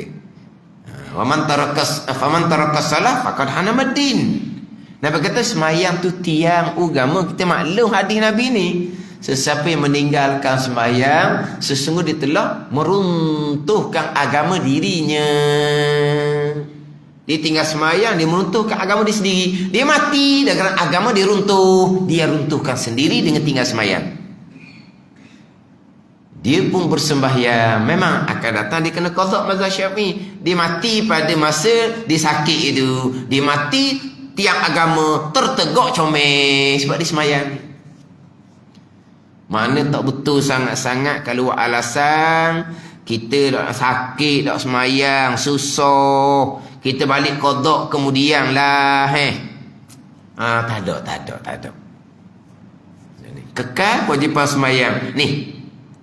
Cukup syarat wajib sembahyang ni. Ciri-ciri individu mukallaf yang wajib menunaikan solat ni wajib lah. Muslim, orang Islam, orang balik, orang berakal, orang yang suci ada haid dan nifas. Ni orang yang wajib sembahyang. Walaupun dah kadang kecil beladung sekalipun. Jadi budak ni mungkin kecil nak paper orang kali. Jadi tak boleh masuk bilik air, mungkin dia terlantar. Memang kecil adalah paper tu. Jadi mari mak budak ni marah lah. Mayang apa dia kata? Kecil beladung tak wajib dah. Oh tak wajib macam mananya? Yang tak wajib, yang pertama orang kafir. Yang tak wajib, yang kedua kanak-kanak. Hak syarat wajib Islam kan? Kafir tak wajib. Syarat wajib kan balik kan? Kanak-kanak tak wajib. Ni tak wajib. Yang syarat wajib kan berakal. Yang tak wajib siapa? Orang gila tak wajib. orang koma tak wajib, orang mabuk tak wajib. Tiga ni lawan pada gila. Lawan dia berakal. Syarat wajib satu je, berakal. Yang tiga ni berakal. Lawan dia tiga, lawan dia. Gila, mabuk, gila, koma, mabuk. Gila kita faham tak gila? Komanya macam mana? Dia rebah bilik air sebelum masuk waktu subuh. Dia cepat pergi bilik air ni. Sebab orang nak bang subuh dah ni, rebah bilik air. Pengsang dianya. Sedar-sedar pukul 8. Waktu habis dah. Jadi sebenar waktu subuh dia koma, pengsang. Gugur kewajipan subuh sebab tak berakal dia panggil. Sebab dia koma. Mabuk macam mana pula? Mabuk contoh waktu sahur. Dia makan satu benda dengan satu benda yang lain. Jadi buih mulut. Tak kenal orang. Mabuk dah mabuk. Makan obat dengan dia. Dengan durian. Makan obat dia. Dah kira. Dia makan waktu ni. Contoh ni. Dia salah makan waktu sahur tu. Jadi buih mulut. Jadi tak kenal orang. Ada ni. Mabuk. Bukan mabuk pergi ke laut tu. Bukan. Kalau mabuk pergi candak sutung tu. Tu mabuk pergi cari. Sotong banyak pasar tu. Yang pergi cari mabuk tu apa? Orang bahingai marah. Kata, Ustaz kita pergi candak sotong sekali. Mudah je nak candak sotong. Pergi pasar. Ada sotong pergi candak kitanya. Ni pergi sotong dah ke mana? Tuang duk wek mutok. Mabuk. Tu mabuk tu wajib semayang tu. Ni mabuk ni. Dia jadi buih mulut dia. Tak kenal apa ni. Sedar-sedar pukul 8. Habis dah subuh. Dia mabuk mula waktu sahur. Subuh tak masuk lagi. Maka gugur kewajipan subuh. Qada gugur kewajipan subuh sebab tidak berakal. 5 dah tak wajibnya. Syarat wajib yang keempatnya, suci haid, suci nifas. Yang tak wajib, orang sedang haid, orang sedang nifas. Jadi 7 golongan saja yang tak wajib. Orang kafir, kanak-kanak, orang gila, orang koma, orang mabuk, orang haid, orang nifas. 7 ni yang tak wajibnya. Air kecing beladung sekalipun kekal kewajipan. Air kecing beladung sekalipun kekal kewajipan. Basuh air kecing tu kalau mampu. Tak mampu tak berdosa dah. Tapi orang tolong molek-molek mari mak dia. Mayang apa lagi anak dia ni air kecing beladung dia kata. Mak dia tu pula Ustazah. Ustazah pecing. Tapi Ustazah pecing pun dia pakai selendang, rambut jepok depan. Tu Ustazah moden. Ustazah moden. Jadi Ustazah ni marahlah. Anak dia semayang tak wajib dia kata. Sebab apa kecing beladung? Dah. Sucikan daripada najis bukan berkait dengan syarat wajib. Itu berkait dengan syarat sah. Kalau mampu, wajib kena sempurnakan. Tak mampu, tak berdosalah kitanya. Tapi apabila syarat wajib cukup, kekal kewajipan sembahyang. Kekal kewajipan sembahyang.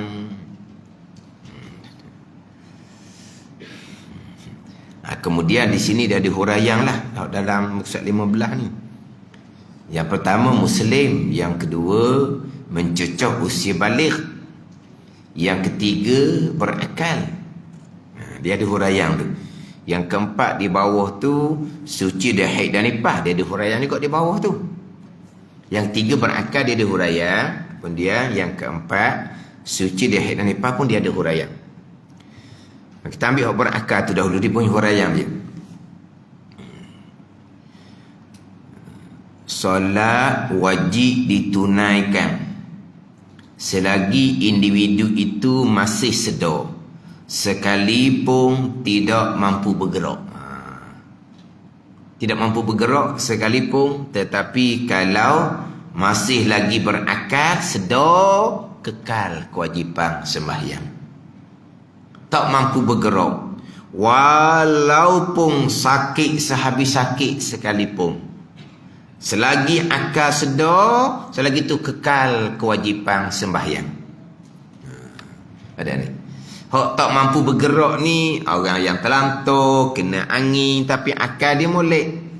Ataupun orang yang sakit yang bersangatan. Saya biasa datangkan contohnya, dulu-dulu kok memang dapat tentangan sangat lah. Orang perempuan sedang sakit beranak, keluar pada jongo dah anak sekalipun. Faham tak keluar pada jongo ni? Selagi akal sedar, selagi tu kekal kewajipan sembahyang. Oh, ngamuk orang puan. Ngamuk dia. Oh, dia kata sedap ustaz cakap. Ustaz tak rasa beranak, dia kata. Oh, marah. Adalah baru belajar. Suami baru belajar. Balik rumah, koyak kau puang dia gitu. Masa beranak kalau belajar wajib semayang. Mu beranak lah dia kata. Dia mahu betul lelaki dia. Ada. Oh, betul lelaki pun baru je belajar. Pergi ajar tu. Pelik-pelik gitu. Pelik lah bagi orang tak ngaji. Sekarang sakit beranak. Sakit sehabis sakit. 50-50 dah. Bila dia tanya, sedar ke tak? Akal ingat ke tak? Sedar, ingat, kekal kewajipan. Jawablah, tak sedar dah. Akal tak ingat dah. Barulah tak wajib semayang. Dia ngaku pula. Yelah, sakit sangat-sangat memanglah. Ada ni. Tapi akal sedar ke tak? Ingat ke tak? Dia jawab sedar. Dah sedar. Berakal. Bila berakal, wajib semayang. Lepas tu wuduk tak ada, aurah terbuka. Lepas tu najis ni pula, kiblah pula tak betul. Katil tempat nak beranak tu kiblah tak betul. Itu apa panggil tu? Syarat wajib ke syarat sah? Syarat sah. Syarat sah tu wajib disempurnakan kalau boleh. Takkan nak ambil semayang. Tunggu sekejap lah, saya nak ambil semayang. Mana boleh gitu. Semayang tak boleh ambil, bukan sengaja. Aurah terbuka, bukan sengaja nak buka aurah. Najis beladung tu, bukan sengaja tak mensucikan najis. Kiblah tak betul, bukan sengaja nak duduk dalam kiblah tak betul. Berapa syarat sah tak mampu disempurnakan tu?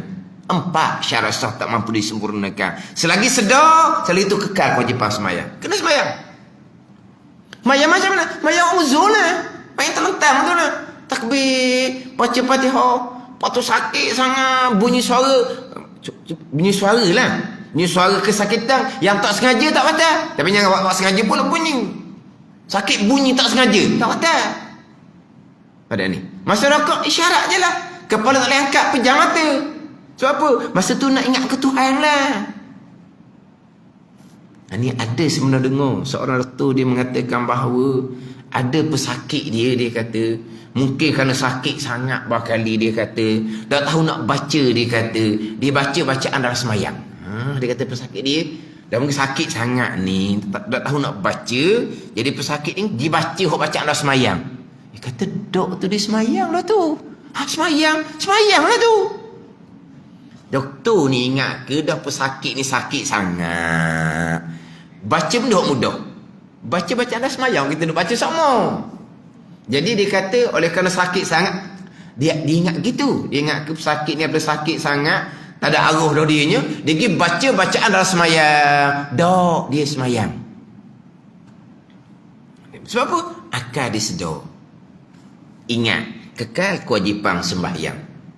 Hei tidak ada. Nipah tidak ada.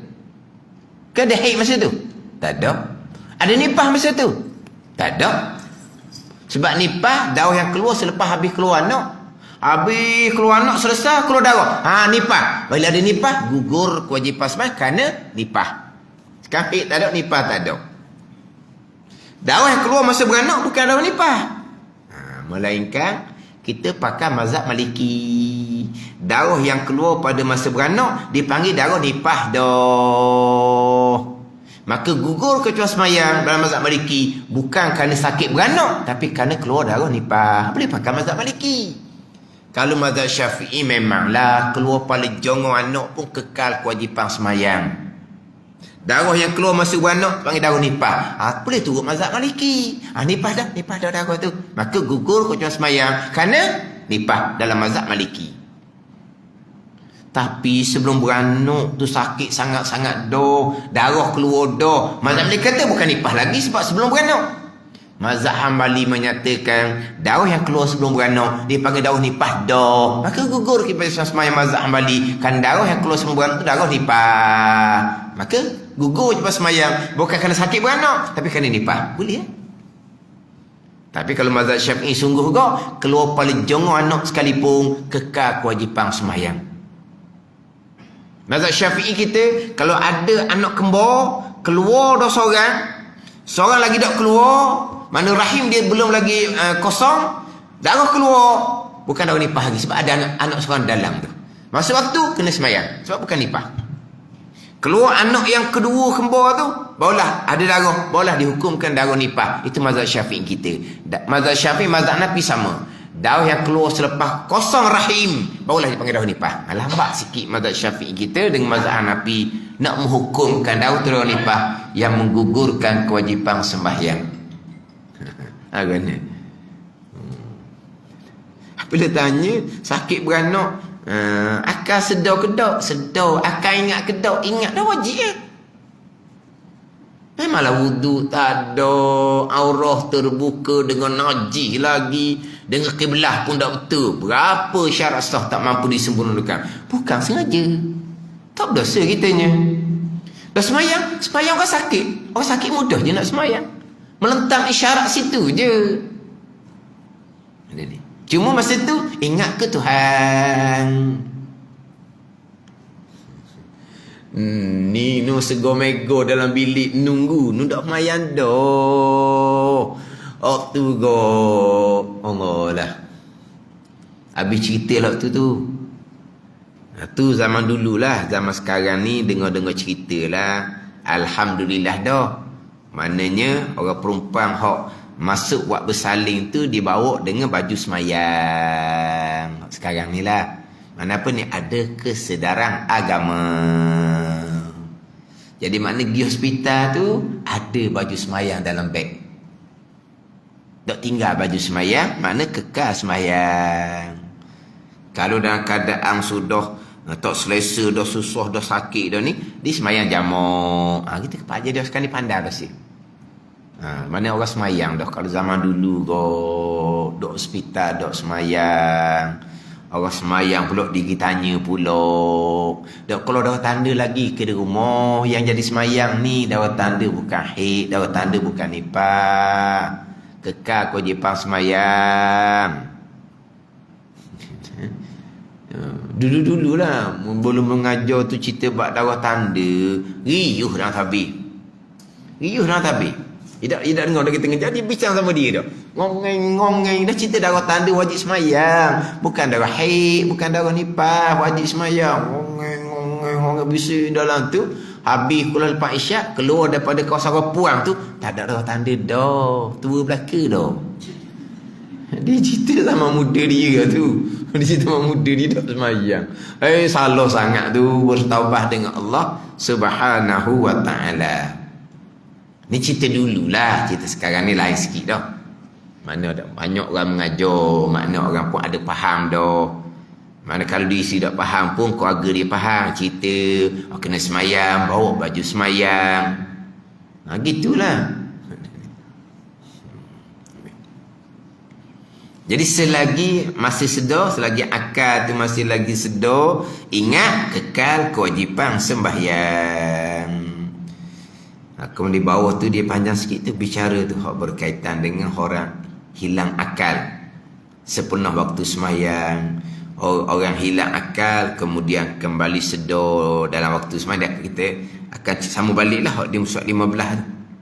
Surat 15 berkaitan dengan syarat wajib yang ketiga adalah berakal. Benda di bawah tu yang keempat suci dari haid dan nipah. Benda didatangkan pula macam mana orang yang suci haid. Dia ada cerita dalam ni.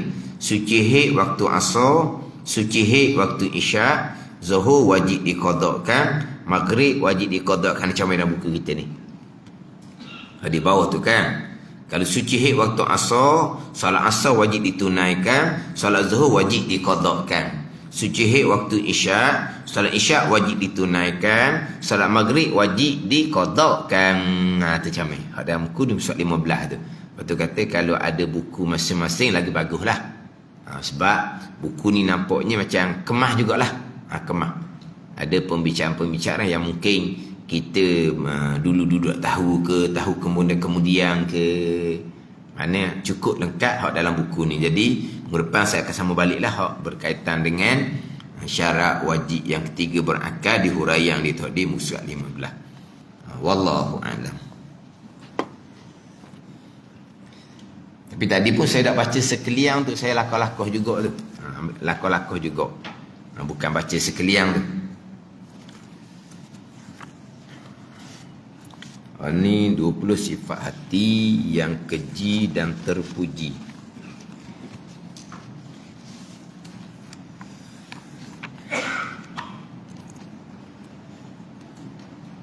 Tak tahulah moga ni hak jabut agama ni tak dapat.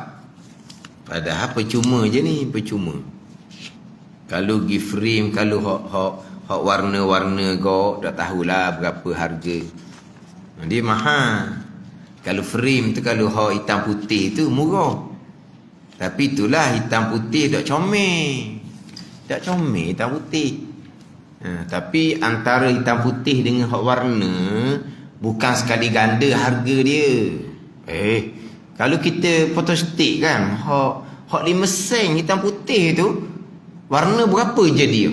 Lah, 3-4 sen ke mana? Kita photostat hitam putih tu satu muka 5 sen. Pada ni depan belakang jadi 10 sen. Tapi kalau kita nak photostat warna je, semuka apa sen? 4 sen semuka. Jadi semuka hitam putih 5 sen, warna jadi 40 sen, 8 kali ganda. Mungkinlah sebab warna. Jadi kalau frame hak warna dah tahulah berapa. Tak apalah, frame hitam putih tak apa dah. Dah hitam putih tak apa dah. Hak saya ni hak percuma ni, hak percuma. Percuma ni memang dia warna. Warna comel pula. Dalam ni warna belaka dalam ni. Semuanya warna belaka dalam ni. Semuanya warna belaka. Sepenuhnya warna. Tapi dah hak yakin. Jadi dia percuma lah. Mana semua warna belaka ni. Tapi kalau photostat hitam putih pun okey dah.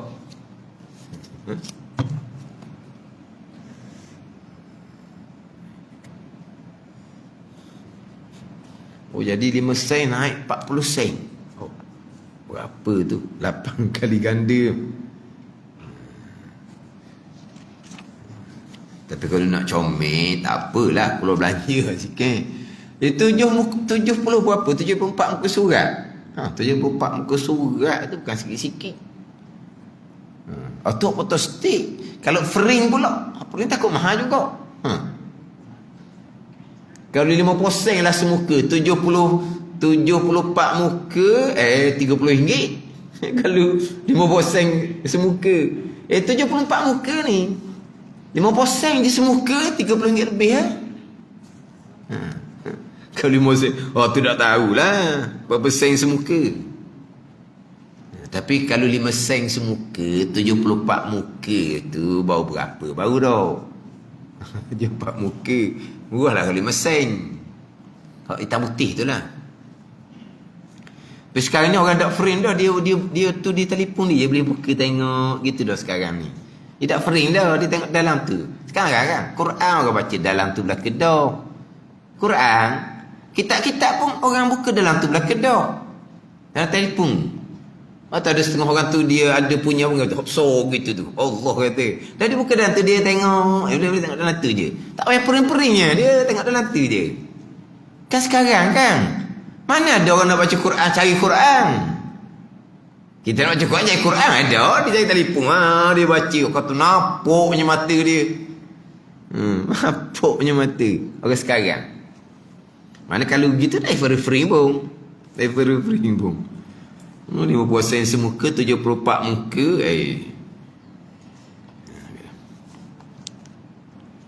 Tak Tapi kalau bawah 30 riyal tu dok bilang mana waktunya.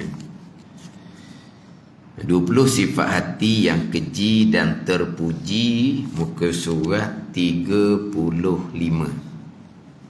Surat 35 baris yang kedua daripada atas. Baris yang kedua daripada atas.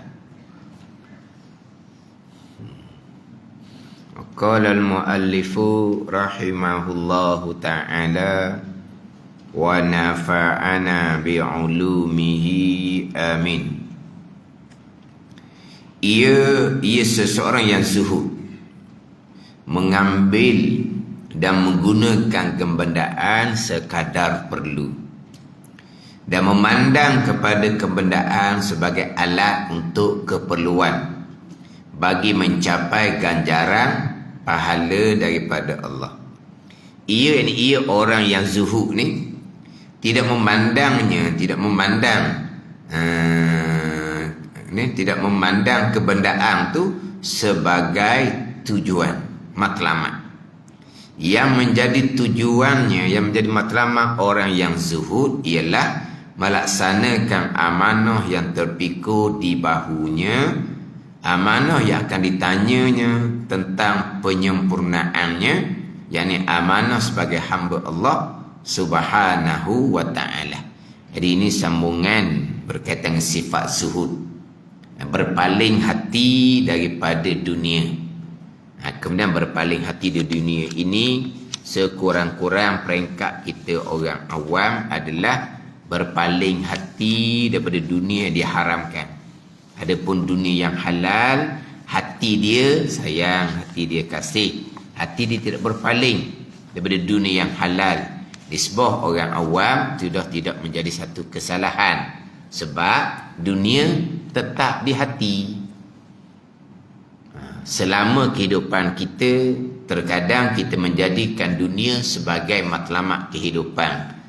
Kemudian barulah bila tua, dunia tu sendiri pun maknanya tak ada dah bahagiannya. Nak makan pun ada benda yang tak boleh makan dah. Nak ke mana-mana pun malah dah. Sebab apa? Letih. Letih apa? Dak cekak. Dak cekak dah. Betul ada? Dak cekak. Dak cekak tu letih lah. Dak cekak tu orang kan kau. Nak ke mana-mana malah dah. Balik Allah lah tak padang nak pergi ke mana-mana. Balik sakit situ, sakit sini, mana dunia tu macam sudah bertambah sempit. Barulah terkadang barulah kita nak fokus kepada akhirah. Jadi dunia tu lekat sangat di hati. Jadi hati masih lagi kekal dengan dunia tak salah. Tapi berpaling daripada dunia yang diharamkan. Berpaling daripada dunia yang haramkan. Hak haram dok sama sekali. Biarlah kita nak sangat. Tapi kalau syarat dia seumpama tu, biar. Nanti kamu tak dapat ni, biarlah. Kalau dapat pun tak ada barakah. Kalau dapat pun nak makan minum. Wak makan minum diri lagi, wak makan minum anak bini lagi. Dak gamuk gitu. Dak gamuk. Biar. Tambuh. Mana tu? Dia panggil zuhud orang awam.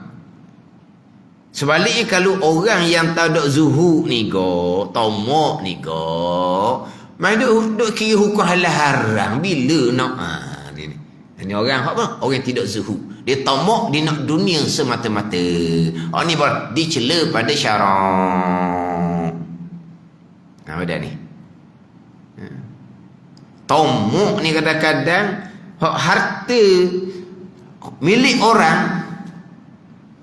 milik adik-beradik pun sanggup tipu harta pusaka. Ni orang tak zuhud belaka lah ni. Tomoknya ke harta benda, ditipu lah, bukan tipu orang lain, tipu adik-beradik di sini. Tu ada benda lah tu nya. Tu berat lah. Bukan di mahsyar, di barzah cukup dah. Mahsyar sama telah, neraka lah balasan dia. Hak paling hampir ni. Masyar tu lepas dia tiup sangkakala yang kedua, selepas dibangkitkan kembali, barulah cerita masyar. Paling hampir kita barzah lah. Macam mana kita nak hadapi barzah? Kerana tomok kita dengan dunia, kerana hati tak zuhud dengan dunia, kita sanggup tipu adik-beradik kita sendiri, darah daging kita sendiri, kita tipu, kita rapah. Ni orang yang tomok, hati kepada dunia, haram-haram pun tak kira. Ni. Tapi dia semayang tak tinggal. Semayang tak tinggal buat seumpama tu, kena kira lah semayang macam mana. Sebab semayang kita dibenteng. Semayang akan mencegah fahsyat dan mungkar. Semayang yang diterima oleh Allah Subhanahu wa ta'ala. Kadang-kadang orang dok semayang pun kadang-kadang hak orang ditambuh, hak adik-beradik lagilah ditambuh-tambuh kosek, dia tolong pula dia tak kira mana mana kalau pusaka pun tak apalah. Dah dia pun rezeki dia banyak dah, tak apalah, hak bahagian dia biar adik-beradik susah lah. Ni ada ni mana apa ada hati perut. Apa ada hati perut? Tak ada hati perut lah.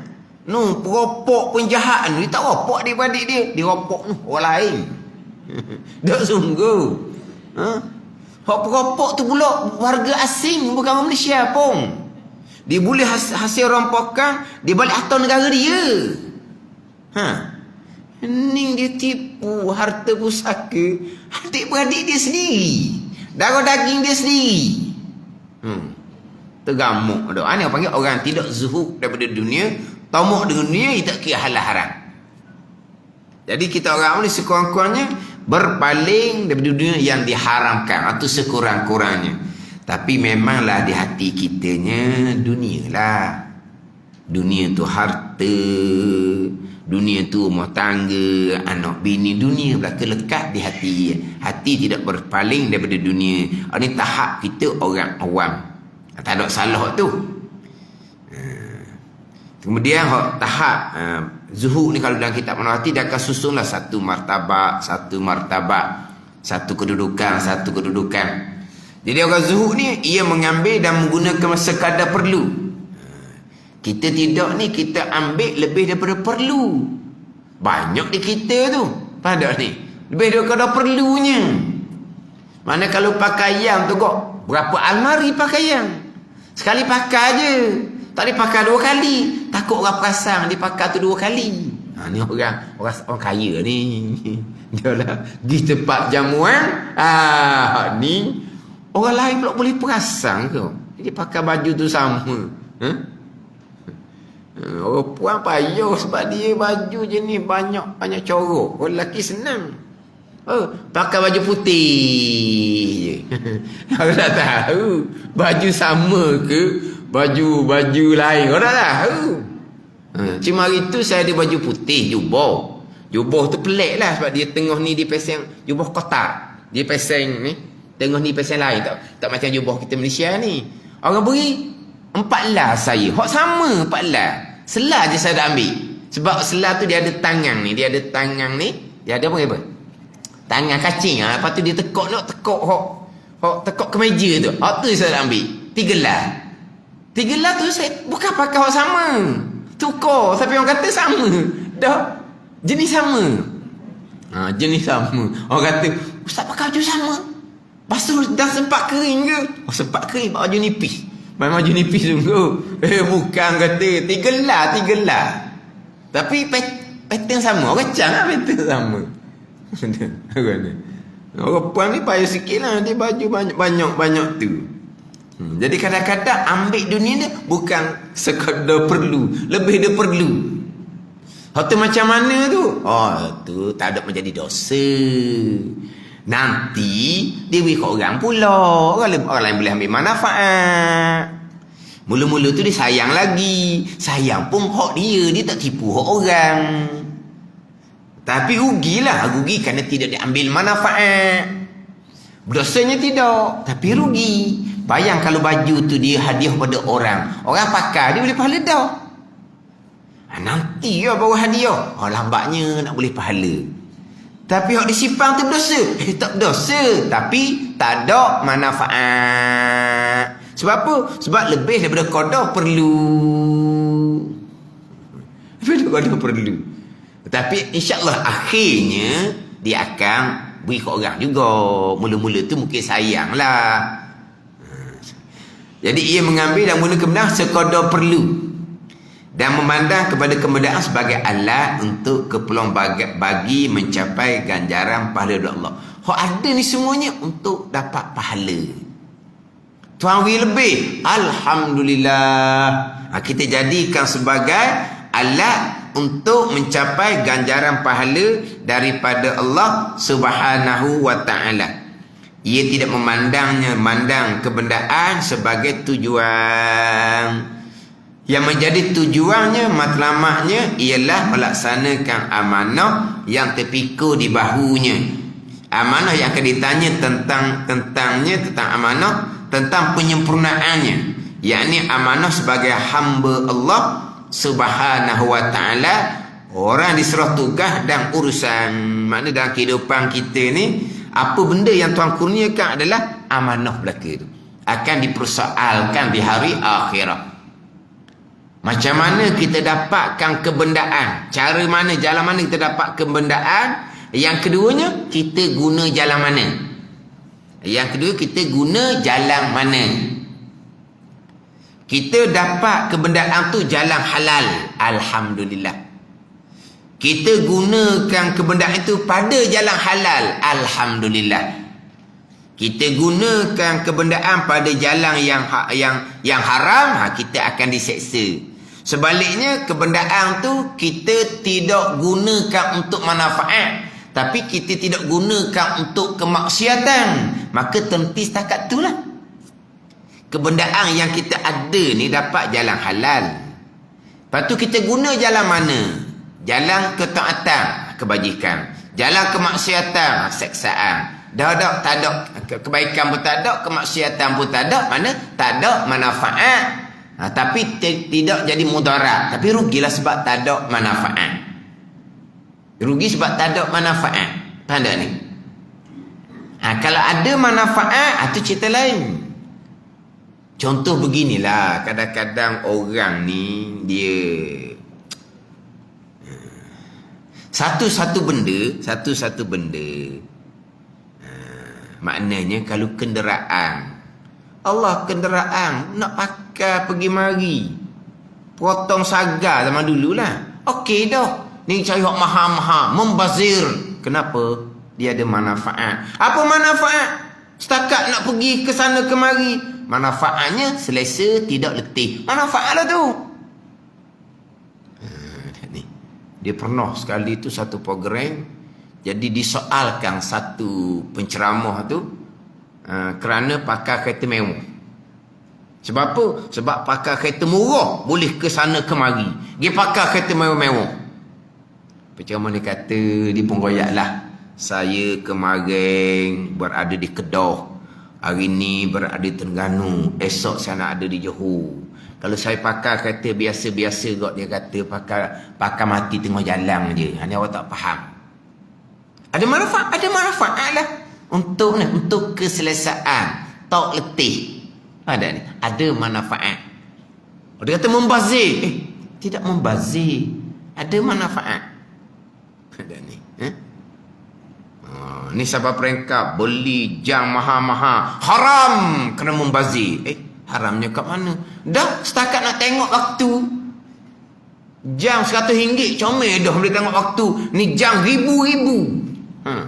Membazir. Tidak membazir. Sebab dia boleh ambil manfaat. Lepas tu mahal tu. Mahal. Time terdesak. Dia boleh jual. Dia boleh gadah. Badak ni. Yang penting datang dari sumber yang halal. Tapi kalau manfaatnya terhad lah.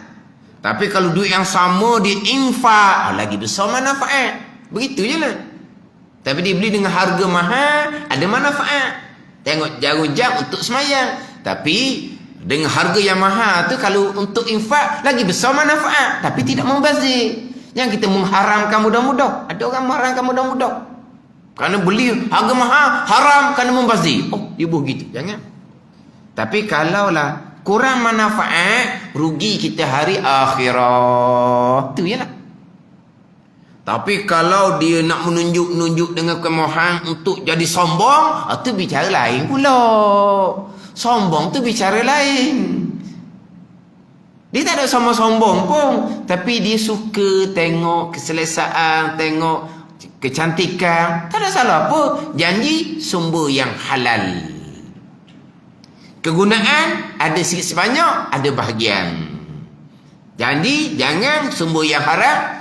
Jangan guna kepada perkara yang haram. Itu siksaan pada hari akhirat. Tapi jangan mudah-mudah kita nak menghukumkan membazir haram. Jangan. Ada ni. Manfaat kadang-kadang manfaat yang besar, kadang-kadang manfaat yang kurang, dengan nilai yang mahal, dengan harga yang mahal, rugilah dengan harga yang mahal tu. Kalau kita pergi gunakan untuk jelas manfaat infak apa semua, lagi besar manfaat, itu lagi bagus. Tapi dia lebih kepada untuk sedap dia, tetapi untuk sedekah jarah kurang, rugi akhirah dianya.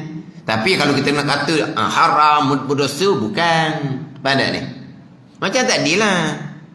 Pakaian banyak, tapi dia ada sumber yang halal. Tapi tidak digunakan membazir. Tidak, tapi tak ada manfaat. Kalau bagi pada orang, dia boleh pahala segera. Gitu je lah. Adakah disipang tu berdosa? Tidak berdosa, tapi tidak bermanfaat. Betul lah. Tidak bermanfaat. Rugi. Rugilah sebab tidak bermanfaat. Berdosa. Memang berdosanya. Tapi sayanglah. Rugi. Sebab tak dapat pahala akhirat. Tidak menjadi alat untuk dapat ganjaran pahala daripada Allah Subhanahu wa ta'ala. Tapi kita bersederhana, itu hak terbaik. Khairul umur awsatuha, sebaik-baik pekerjaan sederhana, tidak dinafikan. Itu sebaik-baik. Kalau orang dia pakai lebih-lebih, rugilah dianya sebab tak dapat yang terbaik. Tapi berdosa? Tidak. Tapi rugi. Sebab sebaik-baik, seafdal-afdal, sederhana pada segala urusan. Pada ni, kena faham pula situ. Jangan mudah-mudah kita kata berdosa lah apalah. Tapi kalau kata bukan afdal, bukan terbaik, bahkan rugi kerana tidak diambil manfaat. Rasulullah sallallahu alaihi wasallam ada bersabda, izhad fid dunya yuhibbakallahu wa zahad fi ma fi aidin nas yuhibbakan nas. Wallahu a'lam. Bismillahirrahmanirrahim. Alhamdulillahirabbil alamin. Wassalatu wassalamu ala sayyidil mursalin wa ala alihi wa sahbihi ajma'in. Allahumma ftah alaina futuhal arifin. Allahumma allimna ilma akdamin wa fahimna famasabikin warzuqna ruqat talibin. Allahumma zidna ilman wa alhiqna bis salihin. Wa sallallahu ala sayyidina Muhammadin wa ala alihi wa sahbihi wa sallam. Walhamdulillahi rabbil alamin.